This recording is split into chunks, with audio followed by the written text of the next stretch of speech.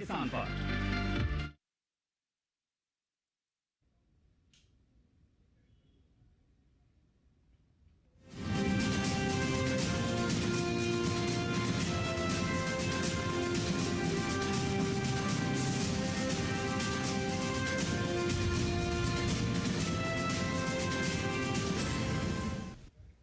नमस्कार, किसान समाचार में आपका स्वागत है। मैं हूं रेशमा आपके साथ। आइए नजर डालते हैं इस वक्त की हेडलाइंस पर।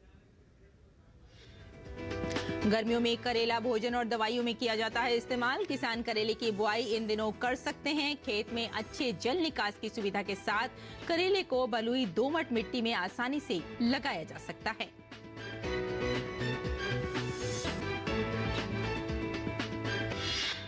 भीषण गर्मी की मार खेतों के साथ साथ चाय बागानों पर भी। अप्रैल से पड़ रही भीषण गर्मी और इस बार यहां कम बारिश से चाय की फसल पर भी पड़ रहा है प्रतिकूल प्रभाव। अधिक तापमान और पर्याप्त बारिश न होने से चाय की झाड़ियां लाल होने से रुकी पत्तियों की वृद्धि, जिसमें उद्योग में 30 से 35% फसल की आई है कमी।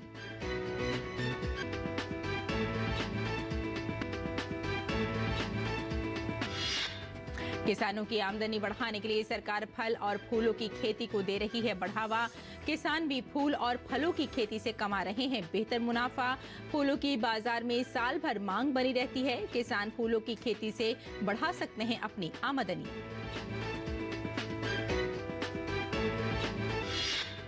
आंवले को इसके औषधीय गुणों के कारण प्राचीन समय से ही माना गया है बहुत ही उपयोगी। जुलाई अगस्त से किसान आंवला की खेती करके पा सकते हैं बेहतर मुनाफा।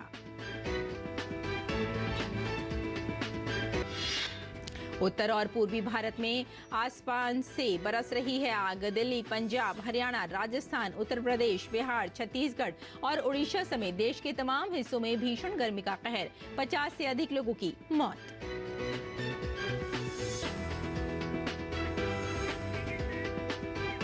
और अब समाचार विस्तार से। गर्मियों में करेले की सब्जी और उसके रस का सेवन शुगर की बीमारी में काफी लाभदायक होता है। ऐसे में किसान गर्मियों में करेले की खेती से कम लागत में ज्यादा मुनाफा कमा सकते हैं। अगर किसान करेले की खेती के लिए आर्का हरित नामक करेले के बीज की खेती करें तो उन्हें बेहतर परिणाम मिलेंगे। इस बीज से निकलने वाले पेड़ से प्रत्येक बेल में करीब 50 फल तक प्राप्त होते हैं। आर्का हरित करेले के बीज से निकलने वाला करेला काफी लंबा और लगभग 100 ग्राम तक का होता है। करेले की 1 एकड़ में लगभग 50 क्विंटल तक की अच्छी पैदावार इससे प्राप्त की जा सकती है।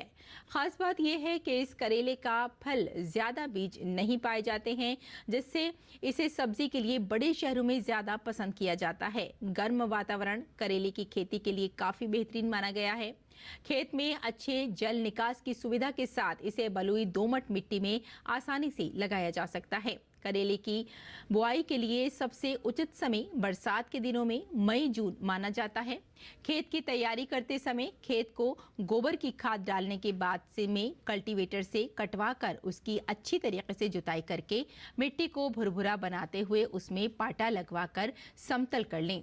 बुआई से पहले खेत में नालियां बना लें और इस बीज का विशेष ध्यान रखें खेत में जलभराव की स्थिति न बने। मिट्टी को समतल बनाते हुए खेत में दोनों तरफ की नाली बनाई जाती है। साथ ही खरपतवार को भी खेत से बाहर निकालकर जला दिया जाता है या फिर उसे गहरी मिट्टी में दबा दिया जाता है।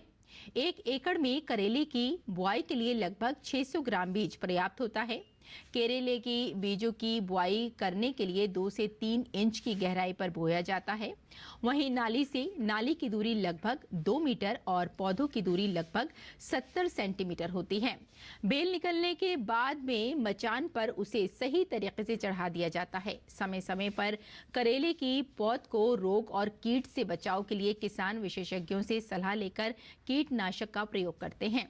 कृषि विज्ञानियों की माने तो 1 एकड़ खेत में लगभग 30,000 तक की लागत किसान की आ जाती है और किसान को अच्छे मुनाफे के साथ लगभग 3 लाख प्रति एकड़ का फायदा होता है। देश में किसानों की आमदनी बढ़ाने के लिए सरकार फल और फूलों की खेती को बढ़ावा दे रही है। साथ ही ज्यादा मुनाफा देने के चलते किसान भी इसकी खेती करना पसंद कर रहे हैं। गेंदा भारतीय फूलों में अत्यंत लोकप्रिय है। बाजार में इसकी मांग साल भर बनी रहती है, जिसके चलते किसान बहुत ही कम समय में गेंदे की खेती से अच्छा पैसा कमा सकते हैं। ऐसे में किसान अच्छी पैदावार के लिए गेंदे की हाइब्रिड किस्म पूसा बहार की खेती कर सकते हैं। किसानों को गेंदे की किस्म पूसा बहार के बीज आसानी से मिल सकें, इसके लिए राष्ट्रीय बीज निगम NSC द्वारा किसानों को ये बीज ऑनलाइन उपलब्ध कराया जा रहा है। किसान ये बीज ONDC के ऑनलाइन स्टोर से ऑर्डर कर घर बैठे खरीद सकते हैं। पूसा बहार अफ्रीकी गेंदा समूह से संबंधित है, जिसमें बुआई के 90 से 100 दिन बाद फूल आते हैं। पौधे हष्ट-पुष्ट होते हैं, जिनकी ऊंचाई 75 से 85 सेंटीमीटर तक होती है। फूल सघन, चपटे, आकर्षक और आकार में बड़े पीले रंग के होते हैं। किसान गेंदे की इस किस्म से औसतन प्रति पौधा 50 से 60 फूल प्राप्त कर सकते हैं। अत्यधिक सर्दियों के दौरान यानी जनवरी से मार्च में प्रचुर मात्रा में फूल खिलते हैं। देश के कई हिस्सों में भीषण गर्मी के कारण जहां एक और फसलों पर इसका असर पड़ रहा है, वहीं चाय बागान भी इससे अछूते नहीं हैं। अप्रैल से पड़ रही भीषण गर्मी और इस बार यहां कम बारिश से चाय की फसल पर प्रतिकूल प्रभाव पड़ा हुआ दिखाई दे रहा है। इससे फसल के उत्पादन में गिरावट के अनुमान है, जिससे चाय के दामों में बढ़ोतरी हो सकती है।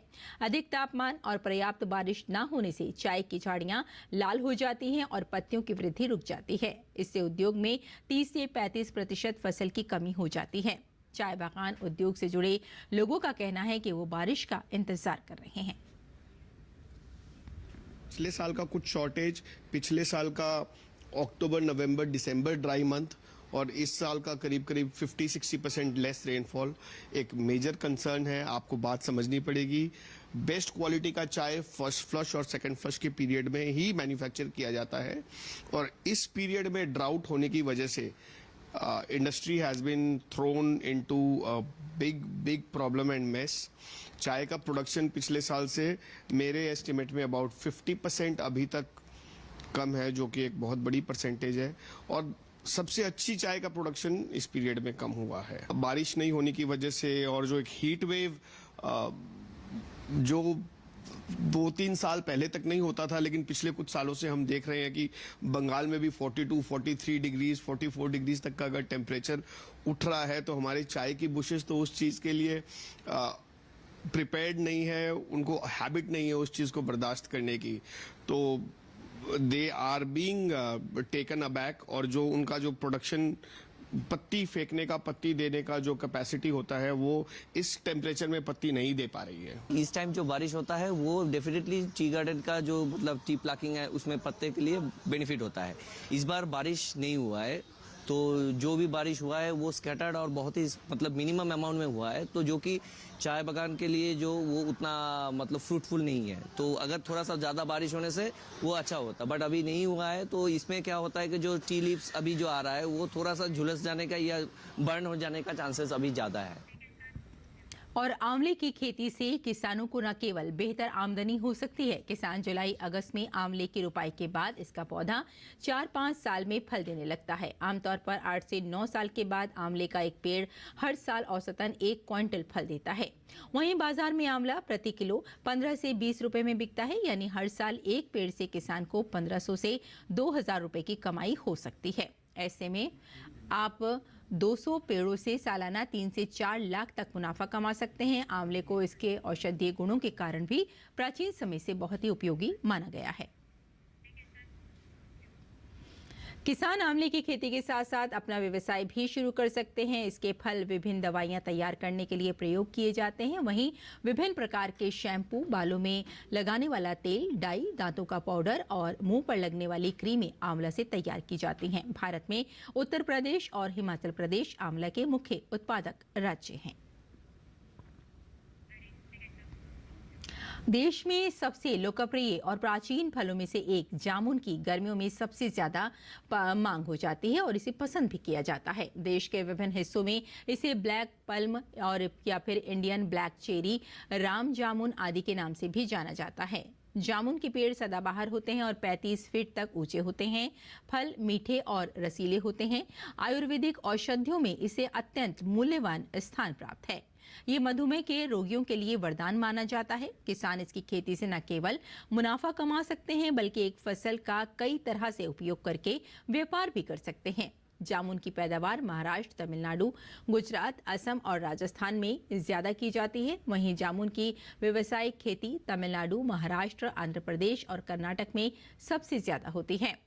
जामुन उगाने के लिए उष्ण कटिबंधीय और भूमध्य सागरीय जलवायु सबसे ज्यादा उपयुक्त है। इसके अलावा उन स्थानों को छोड़कर जहां अधिक ठंड है और पाले की स्थिति है, पूरे भारत के 80% लोग इस पौधे को उगा सकते हैं।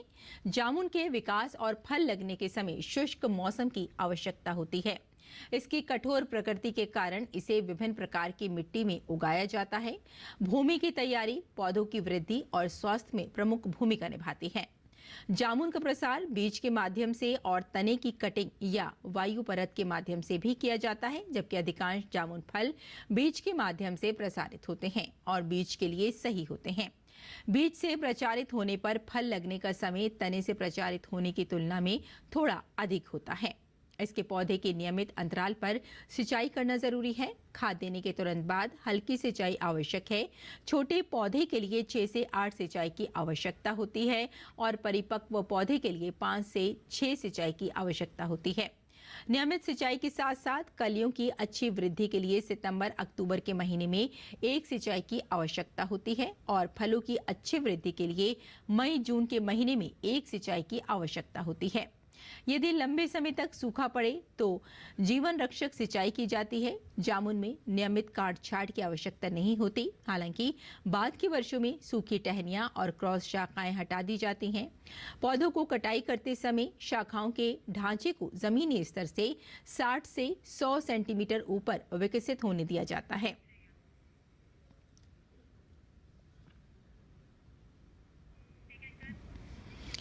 और पीला सोने के रूप में जाने जाने वाला मक्का एक ऐसी फसल है जिससे किसान न केवल 2 गुना मुनाफा कमा सकते हैं, बल्कि मक्के की कई अन्य उत्पादों को बनाकर व्यापार भी किया जा सकता है। कृषि विभाग भी किसानों को मक्के की खेती के लिए प्रोत्साहित करता है। इसके लिए सरकार द्वारा कई योजनाएं चलाई जा रही हैं। दक्षिण बिहार में मक्के की खूब खेती की जाती है क्योंकि यहाँ वर्षा कम होती है। इस वजह से किसान ज्यादा पानी की जरूरत वाली फसलें नहीं लगा पाते हैं। यहाँ धान की रुपाई और कटाई देर से होती है। इस कारण रबी मौसम में गेहूं लगाने में देरी होती है तथा उत्पादन कम मिलता है। उन्होंने कहा कि मक्के की खेती कर जलवायु परिवर्तन के दौर में फसल चक्र सुधारने में मदद मिलेगी एवं किसानों को अधिक मुनाफा मिलेगा। और गन्ने की खेती करने वाले किसानों के लिए गन्ने की एक खास किस्म 14212001 आय बढ़ाने में सहायक हो सकती है। भारतीय गन्ना अनुसंधान संस्थान लखनऊ की ओर से गन्ने की किस्म 14201 को साल 2000 में विकसित किया गया था, लेकिन अब यह किस्म किसानों के लिए काफी लोकप्रिय हो रही है। यह किस्म गन्ने की 0238 किस्म की बाद तेजी से लोकप्रिय होती दूसरी अच्छी किस्म मानी जा रही है।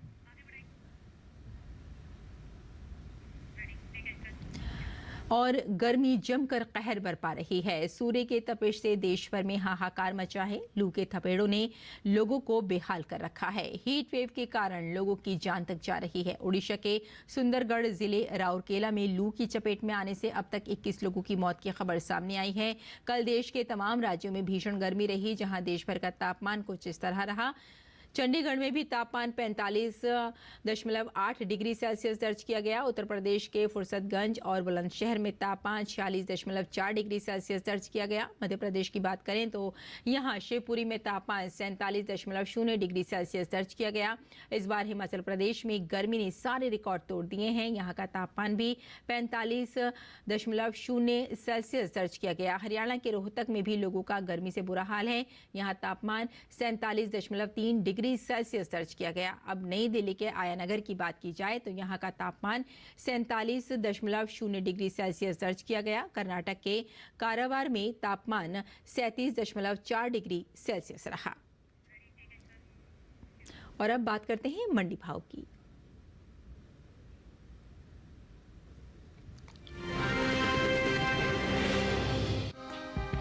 कृषि उपज मंडियों में इन दिनों प्याज की आवक सामान्य बनी हुई है। भाव की बात करें तो शुक्रवार को जलालाबाद, श्री गंगानगर और तुलसीपुर मंडी में प्याज के सौदे नरमी के साथ हुए, जबकि राजकोट मंडी में इस दौरान प्याज के भाव में बढ़त देखने को मिली।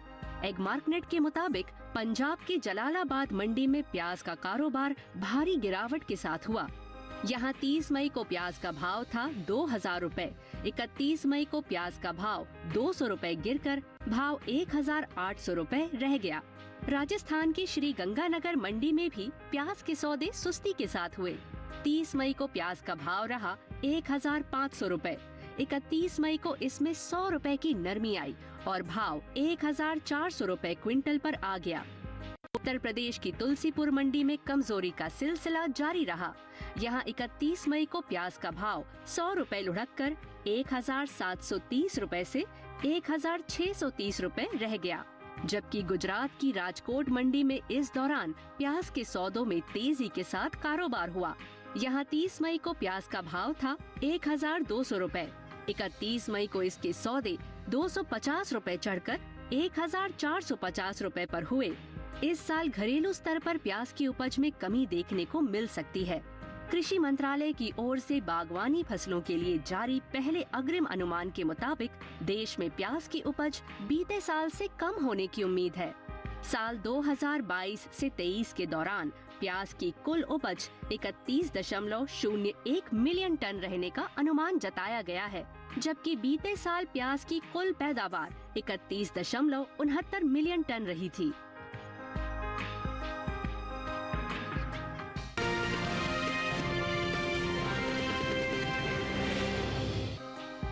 शुक्रवार को कृषि उपज मंडियों में मक्का के कारोबार में उतार चढ़ाव का रुख रहा।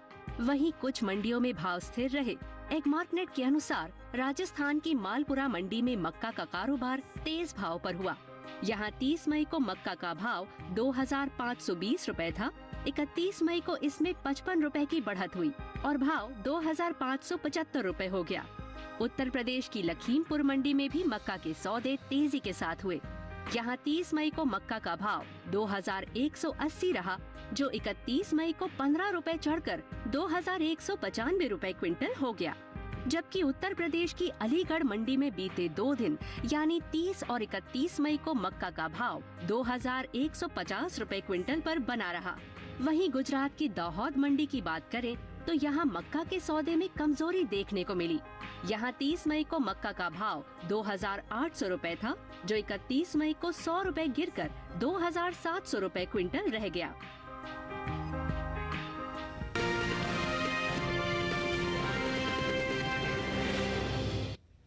और किसान इस मौसम में कैसे रखें अपनी खेती का ख्याल, आइए जान लेते हैं।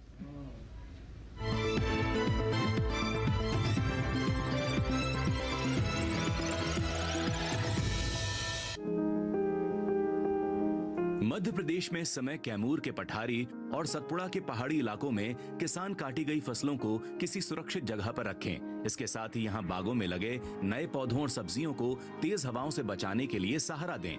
कैमूर के पठारी और सतपुड़ा के पहाड़ी इलाके में ही इस समय जायद, मूंग, उड़द, ज्वार और लोबिया में 3 से 5 दिनों के अंतराल पर जरूरत के अनुसार सिंचाई करें। वहीं विंध्य के पठारी इलाकों में इस समय सब्जियों और बागों में जरूरत के अनुसार सिंचाई करें।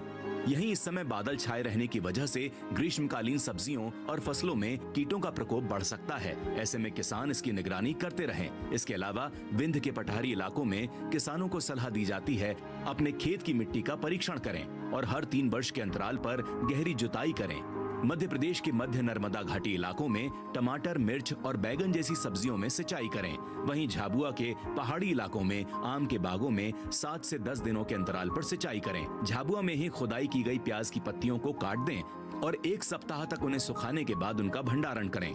यहीं अदरक और हल्दी लगाने के लिए खेत तैयार करें। बुंदेलखंड के किसान बागों और सब्जियों के छोटे पौधों को तेज धूप से बचाएं। इसके साथ ही यहाँ सब्जियों और बागों के अलावा खेतों में नियमित अंतराल पर सिंचाई करें।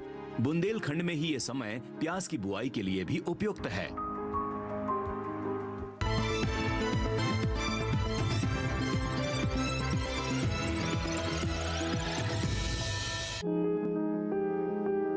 इसे तुरई, तोरी और घिवरा तीनों कहते हैं। इसकी खेती लगभग पूरे भारत में की जाती है। दूसरे बेल वाली सब्जियों की तरह ही इसे भी साल में 2 बार बोया जाता है।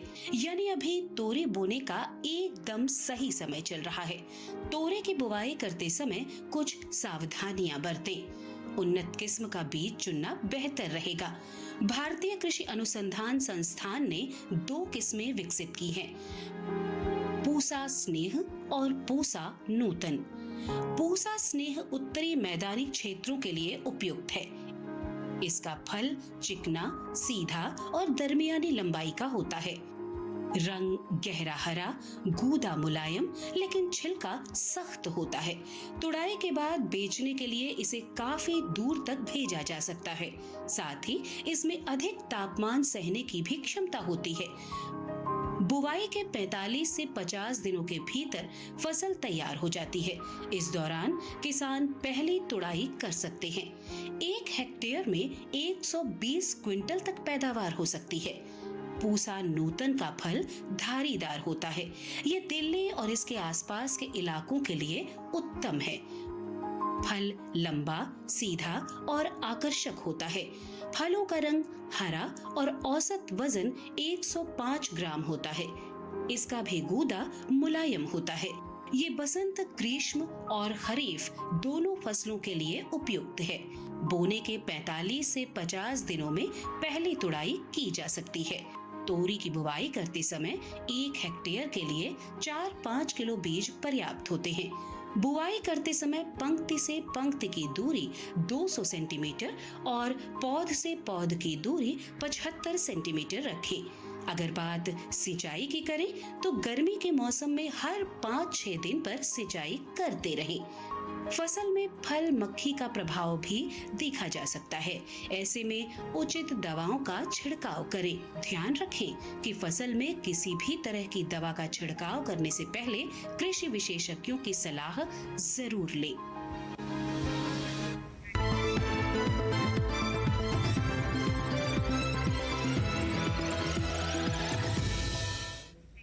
और आइए अब नजर डाल लेते हैं कुछ और महत्वपूर्ण खबरों पर। खास खबर में 7वें और अंतिम चरण में 57 सीटों पर मतदान। उनमें 41 सामान्य, 13 अनुसूचित जाति और 3 अनुसूचित जनजाति के लिए सुरक्षित हैं। 7वें चरण में कुल 904 उम्मीदवार आजमा रहे हैं अपनी किस्मत, जिसमें 809 पुरुष उम्मीदवार और 95 महिला उम्मीदवार हैं। अंतिम चरण में उत्तर प्रदेश की 13, पंजाब की 13, पश्चिम बंगाल की 9, बिहार की 8, उड़ीसा की 6, हिमाचल प्रदेश की 4, झारखंड की 3 सीटों के अलावा चंडीगढ़ की एकमात्र संसदीय सीट पर मतदान। 7वें चरण में प्रधानमंत्री नरेंद्र मोदी समेत कई केंद्रीय मंत्री, पूर्व मुख्यमंत्री और विपक्ष के दिग्गज नेता चुनावी मैदान में आजमा रहे हैं अपनी किस्मत। लोकसभा चुनाव के अंतिम चरण में केंद्रीय मंत्री अनुराग ठाकुर, ममता बनर्जी के भतीजे अभिषेक बनर्जी, लालू प्रसाद की बेटी मीसा भारती, अभिनेत्री कंगना रनौत, रवि किशन, निशिकांत दुबे जैसे दिग्गज हैं चुनावी मैदान में। इसके अलावा पटना साहिब से रविशंकर प्रसाद, पाटलिपुत्र से रामकृपाल यादव, मिर्जापुर से अनुप्रिया पटेल, आर के सिंह, चंदौली से डॉक्टर महेंद्र सिंह पांडे हैं चुनावी मैदान में।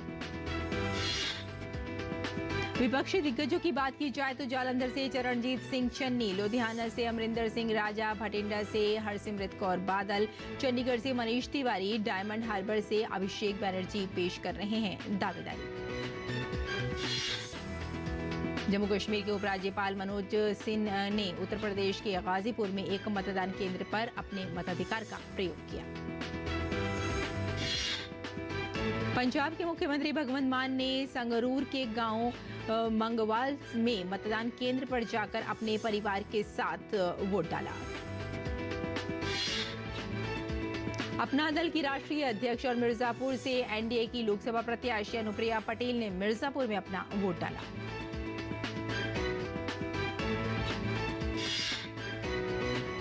तो किसान समाचार में फिलहाल इतना ही। अनुमति दें। नमस्कार।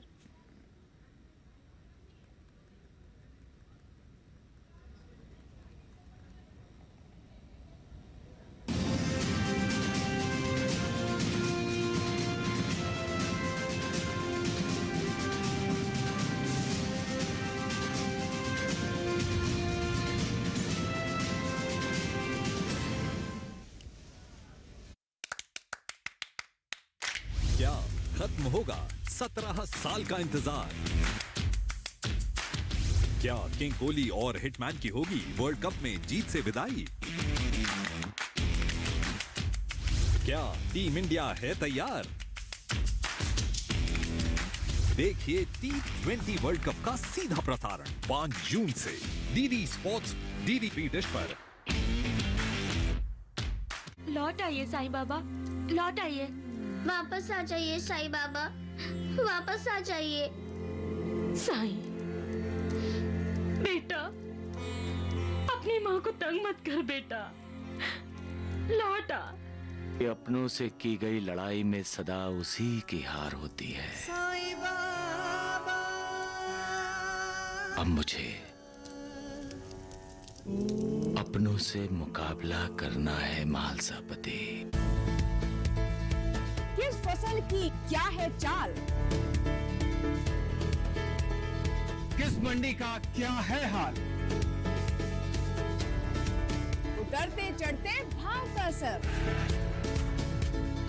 आयात निर्यात का क्या है असर?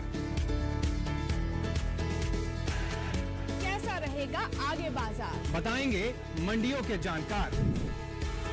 देखिए मंडी खबर सोमवार से शनिवार शाम 5 बजे सिर्फ दूरदर्शन किसान चैनल पर।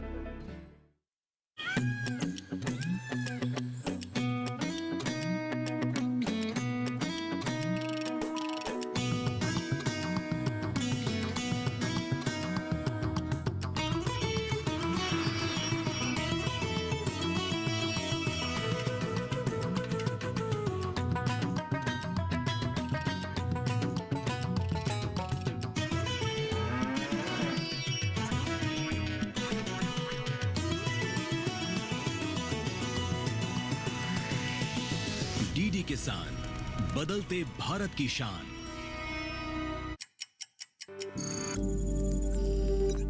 आपकी बातें। Science has made my life easy. Made my life efficient. जो आपसे रखती हैं सीधा सरोकार। साइंस एंड टेक्नोलॉजी का अद्भुत संसार। साइबर स्पेस और इंटरनेट की दुनिया का वर्चुअल संसार। पर साथ में जुड़ा है खतरों का मायाजाल। मेरा तो अकाउंट हैक हो गया। कानून और व्यवस्था दे आपके जीवन को सुखी आधार। जुड़िए हमारे साथ हर मंगलवार सुबह 8 बजे से 9 बजे तक।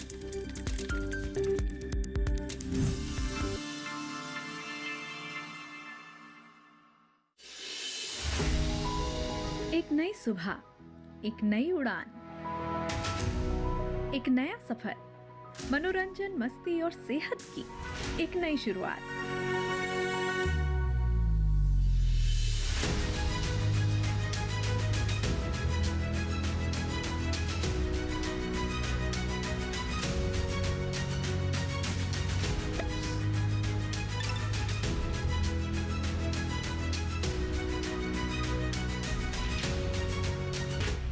सोमवार से शुक्रवार प्रातः 8 बजे सिर्फ डीडी नेशनल पर, देश का पहला चैनल, देश का अपना चैनल।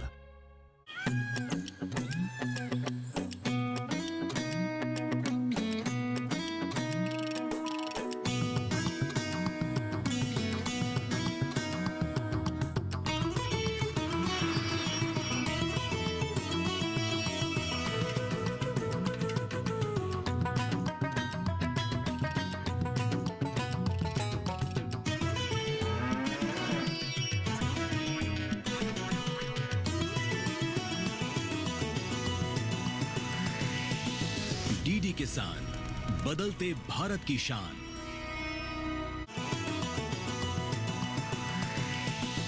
डीडी किसान, बदलते भारत की शान।